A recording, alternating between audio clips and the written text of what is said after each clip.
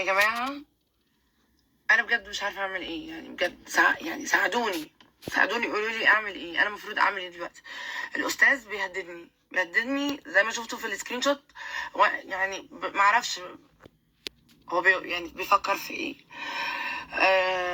أنا لحد دلوقتي ما عملتش حاجة أصلا، يعني حتى اللايف اللي أنا كنت هطلع أحكي فيه اللي حصل لي وأقول فيه تفاصيل، أنا ما قلتش حاجة. وبتهدد حاليا، المفروض انا افضل عايشه مهدده طول الوقت. وانا مش فاهمه هو انا ليه حظي كده، ولا هو انا ايه؟ انا مش فاهمه حاجه. يعني بني ادم ما شفتش في بجاحته ولا وسخته في حياتي. لما يبقى راجل، انا اول طول عمري اسمع عن واحده بتعمل سحر لواحد مش عارف ايه بتاع، يعني راجل بيسحر لواحده، يعني بيسحر لي وبيعمل لي عمل زي ما وريتكم في اللايف.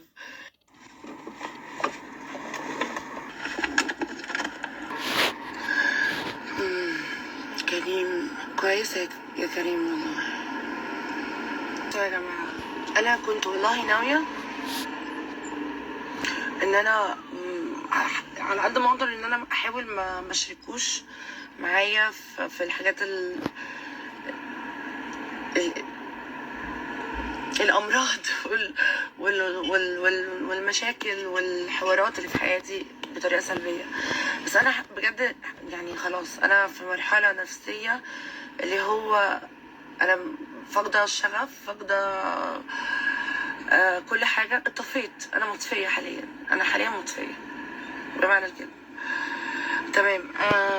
سنة 2024 كلها من أولها لآخرها كانت بالنسبة لي ما ليس إلا سنة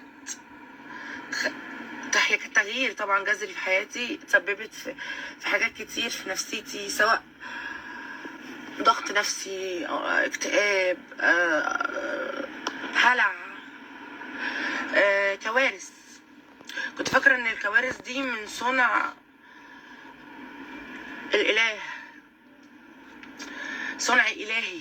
يعني الكوارث اللي كانت بتحصل لي دي كنت فاكرة ان انا اللي بيحصل لي ده قدر من عند ربنا، وكنت راضية والله.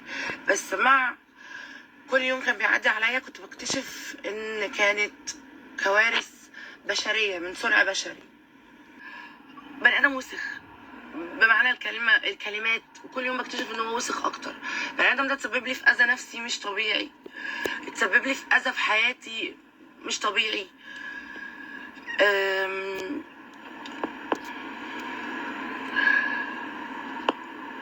فعلى الاقل افش غلي، يعني على الاقل حتى ادمر له حياته زي ما دمر لي حياتي، ولا اعمل ايه؟ نفسي ان المشكله من عندي.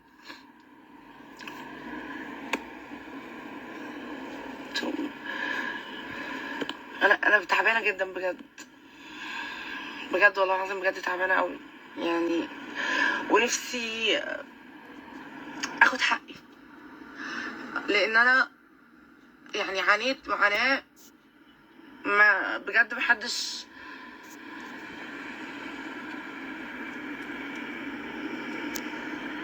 هيحس بالنار اللي انا فيها، وطلع كل ما يثبت ان البني ادم ده اذاني علشان ادوقه من نفس الكاس اللي انا دقته، او اللي هو دوقهولي هو وعيلته. بس بصراحة لما طلعت يعني مش عارفة،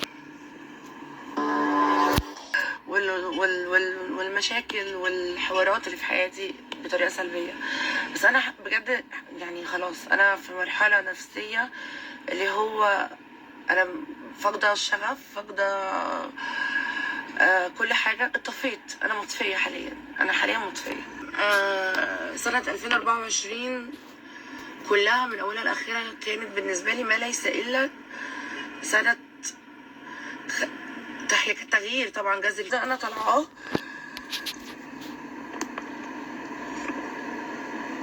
مفيش غلي اخد.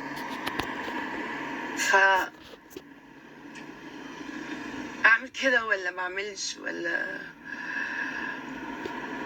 انا كنت مش عارف. بكلم بجد والله العظيم، يعني بكلمكم بأمانة.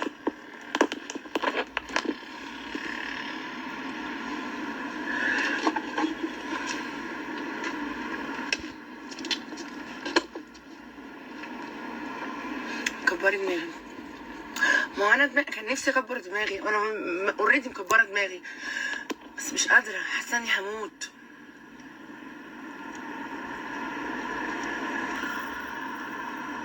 مش قادره يا جماعه بجد، والله العظيم. انا في ضغط نفسي رهيب، لان انا تعرضت لظلم كبير قوي قوي قوي قوي قوي. بني ادم وسخ بمعنى الكلمه اكتر. بني ادم ده تسبب لي في اذى نفسي مش طبيعي، تسبب لي في حاسه ان انا، طب على الاقل افش غلي، يعني على الاقل ولا اعمل ايه؟ مش عارفه. عارفين الناس التوكسيك اللي بنسمع عنهم في الفيديوز والريلز على الفيسبوك ولا مش عارف ايه، شخص نرجسي عنده امراض نفسيه، عنده وسواس قهري، ما عندوش ثقه في نفسه. لا، هو انا مش جبانه يا ابراهيم خالص، بالعكس. هو انا بحاول على قد ما اقدر ان انا يبقى عندي اصل الى النهايه، مع ان هو ما عندوش ريحه الاصل والله العظيم، ولا يعرف حاجه، لا هو ولا يعني اللي منه.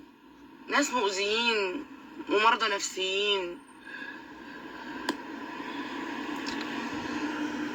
يا جماعه يعني اقول لكم حاجه بسيطه، اوريكم حاجه بسيطه.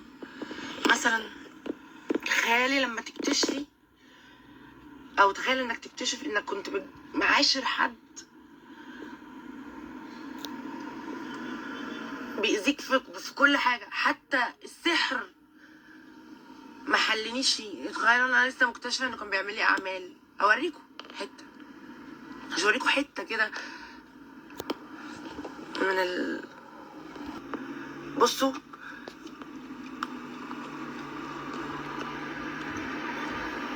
ده جزء شات بينه وبين حد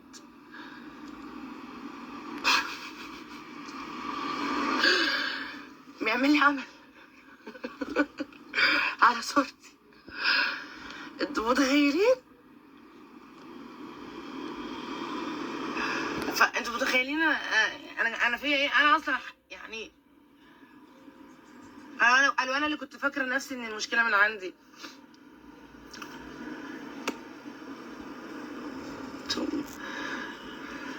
انا تعبانه جدا بجد، بجد والله العظيم، بجد تعبانه قوي يعني. ونفسي